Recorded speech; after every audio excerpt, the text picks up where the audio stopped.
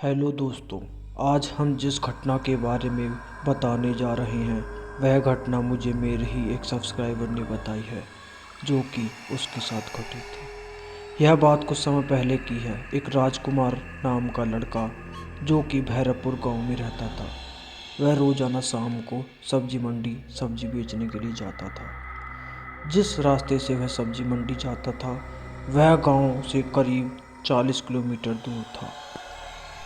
इस रास्ते में एक शहर भी पड़ता था। उस शहर के बीच एक चौराहा पड़ता था जिसका नाम गांधी चौक था। उस चौक का नाम सुनकर लोग डर जाते थे क्योंकि वह चौराहा भूत प्रेतों की वजह से बदनाम था। और उस चौराहे के बिल्कुल सामने एक गली थी जिसमें एक घर के अंदर एक व्यक्ति की पंखे से टांग कर हत्या कर दी थी। एक दिन राजकुमार मंडी जा रहा था। उसने घर वालों से कहा कि मैं आज घर देरी से आऊँगा और मेरा खाना भी मत बनाना। मंडी से लौटते समय मैं अपने दोस्त के घर जाऊँगा। आज उसके भाई का जन्मदिन है तो वहाँ एक छोटी सी दावत है। तो राजकुमार का छोटा भाई उससे कहता है, भैया रात को गांधी चौक वाले रास्ते से मत आना। तब राजकुमार कहता है, तू भी क्या छोटे लोगों की बातों में आ गया, भूत प्रेत कुछ नहीं होते हैं। उसका भाई कहता है, भैया फिर भी उस रास्ते से मत आना। राजकुमार कहता है, चल चल ठीक है, नहीं आऊँगा। लेकिन राजकुमार उसी गांधी चौक पर फंस जाता है। कैसे, चलिए जानते हैं। राजकुमार घर से सब्जी मंडी के लिए निकलता है। वह और दिन के मुकाबले आज घर से देरी से निकलता है। वह जब सब्जी मंडी पहुंचता है तो देखता है कि अरे आज तो बहुत भीड़ है। वैसे ही आज घर पर लेट हो गया, ऊपर से आज तो यहाँ भी टाइम लगेगा और मुझे समय पर मित्र के घर भी पहुँचना है। वह जल्दी जल्दी अपनी सब्जी बेचकर मंडी से दोस्त के घर की ओर निकलता है। जब वह दोस्त के घर पहुंचता है तो उसका दोस्त उससे नाराज़ होकर बोलता है, क्या यार आज तू समय से नहीं आ सकता था। फिर कुछ ही समय बाद जन्मदिन का केक भी कट जाता है। खाना वगैरह खाने में और बातों में उसे दोस्त के घर पर ही 12 बज जाते हैं। वह जब उसके घर से निकलता है तो सोचता है कि आज तो देरी हो गई, मुझे घर भी पहुंचना है। जल्दी जाने के लिए एक ही रास्ता था जो गांधी चौक से होकर जाता था। वह उसी रास्ते से आने लगता है। कुछ देर बाइक चलाने के बाद वह गांधी चौक पर पहुंचने ही वाला था कि उसकी बाइक चलते चलते अचानक चौक के पास आकर बंद हो गई। बाइक के अचानक बंद होने की वजह से वह ज़मीन पर गिर जाता है। वह बाइक को फिर उठाता है और उसे खूब स्टार्ट करने की कोशिश करता है, पर बाइक स्टार्ट नहीं होती। वहाँ चारों तरफ दूर दूर तक कोई भी नहीं था, सिर्फ एक खंबे की लाइट जल रही थी जो कि चौराहे पर ही थी। अब वह जैसे ही बाइक को पैदल लेकर चलता है तो उसे उस चौक पर एक व्यक्ति उसकी तरफ आता दिखाई देता है जिसके आँख और मुंह से खून निकल रहा था और कुछ ही सेकंड में आता आता गायब हो जाता है। वह हैरान हो जाता है कि उसने अभी किसी को आते हुए देखा था और अब वहाँ कोई नहीं था। जैसे ही वह एक दो कदम आगे बढ़ाता है तो एक हवा का झोंका आया और कोई उसके कान के पास धीरे से हंसा।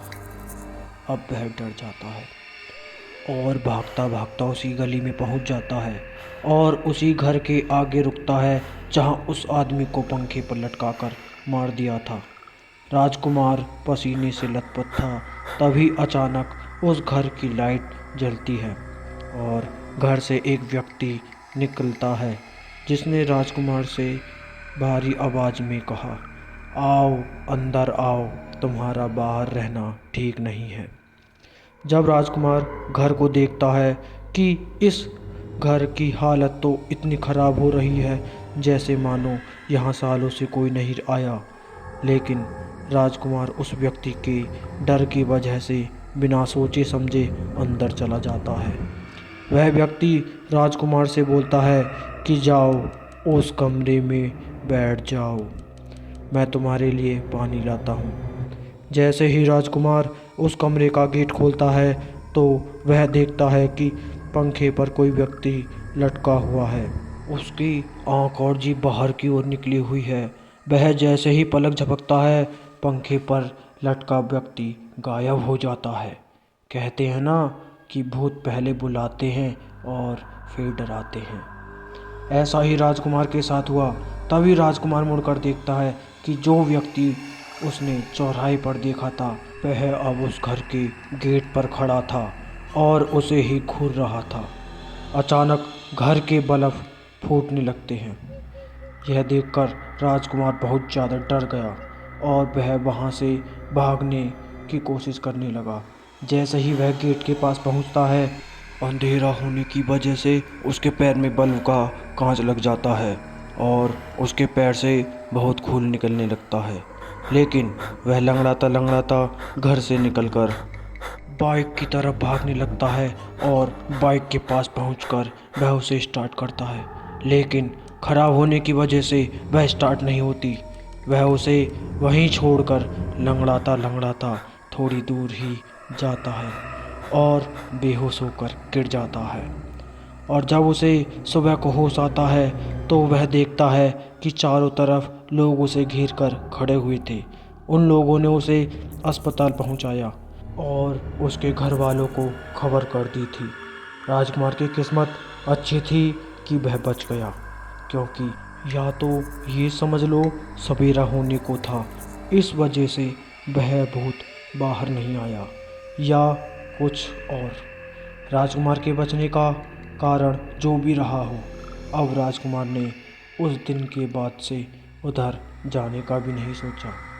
तो दोस्तों, ऐसे ही सच्ची घटनाओं के बारे में जानने के लिए जुड़े रहें हमारे YouTube channel real ghost story #सच।